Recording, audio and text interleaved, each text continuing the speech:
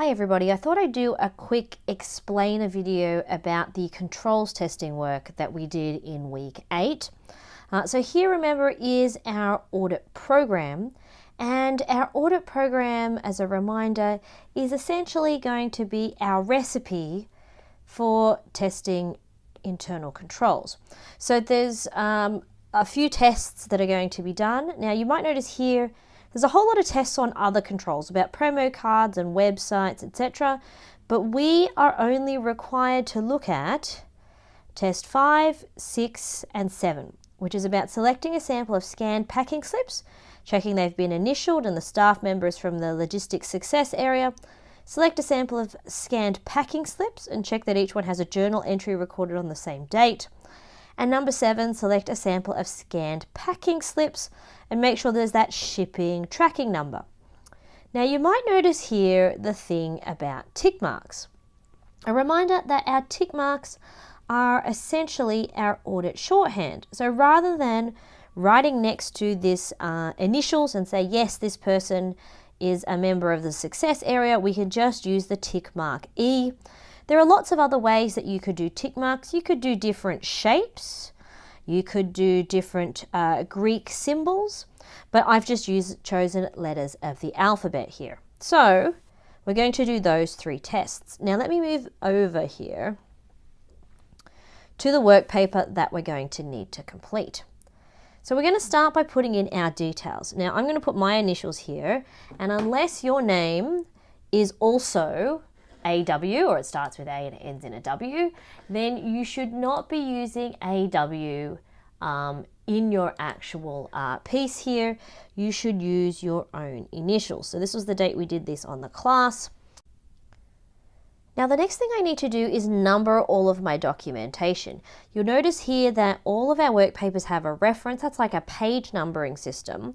But all of our client evidence needs to also have a reference. So I've put all the client evidence here, and obviously you know where to download these from online, but I'm going to give them all a number, C004. Now essentially these would be on sort of separate pages here. So C005, page 1.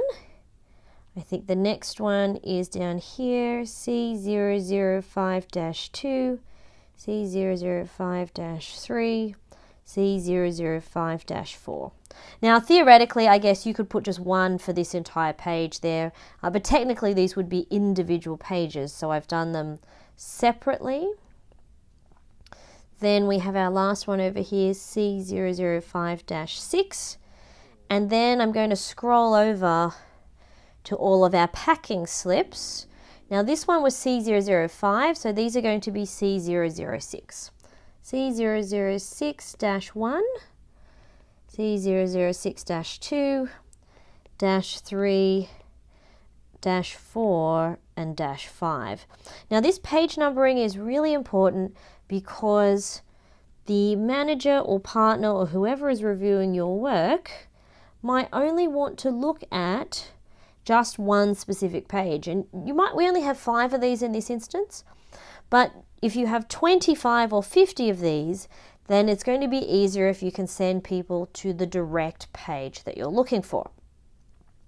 So now back on our page for our testing, and what we need to do is we actually need to figure out some basic information about our procedures. Now, we've got a sample of 25, we've tested 20, and we are now doing the very last 5 of these particular items. So I'm just going to pause and fill this in from the information that we have.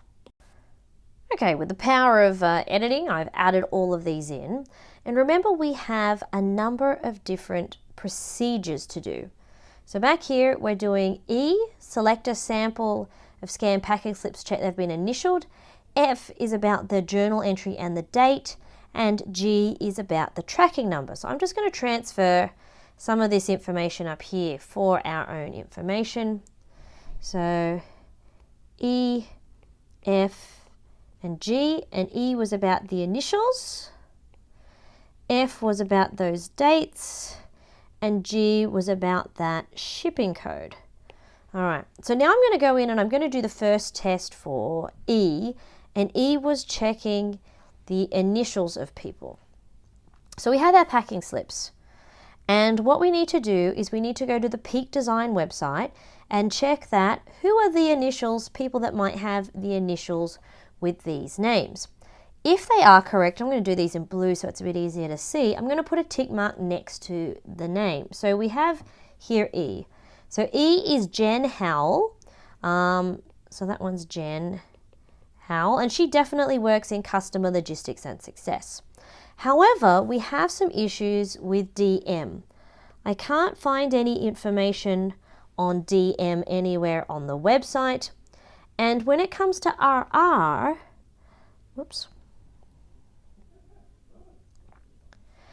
RR actually works within the industrial design area. So I'm going to add a little note to each of these.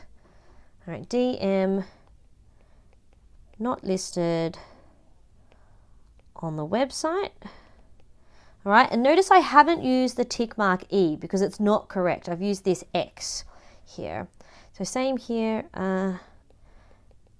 not listed on the website. Then, if I scroll across to this one, RR is actually a staff member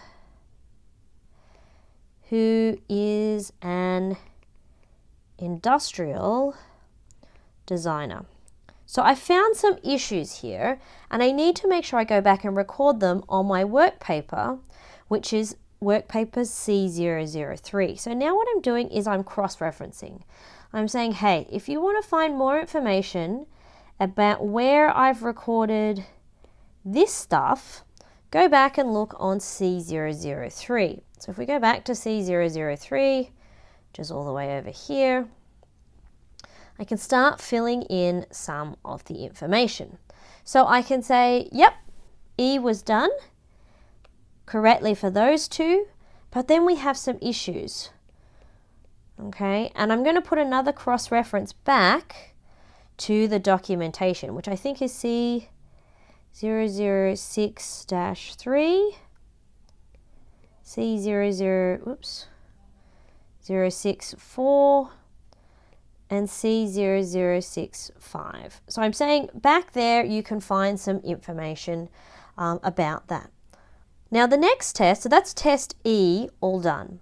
Test F is our next one, which was making sure that the dates for the goods of when they were packed and shipped match up to the date in the journal entries. So now I'm going to go back to this information here. So I've got my journal entries here, and the date it was shipped should be the date that the journal entry matches to. So if I do my first one, I've got the 16th of the 9th, 16th of the 9th, that's correct. So I can put a little F as close as possible there. I don't want to put my code somewhere up here or somewhere down here because it's not specific enough. It needs to be as close as possible to the item that I'm testing, which is that date. So if I do my next one, if I scroll down a little bit, I think it has to be, I'll make this a bit smaller. I can see I've got the 8th of the 11th, 8th of the 11th, that's correct. F. Then I've got the 21st. This one was ordered and shipped on the same day, so 21st. F. Then I've got ordered and shipped on the 21st. 25th, sorry, that's correct. F. And then I'm going to go over here to this other one where my good was shipped on the 26th, but it was posted on the 1st. So here we have a clear issue. I'm going to put a little X there, X here. Then I'm going to put in a cross-reference. Go and look at C005-6.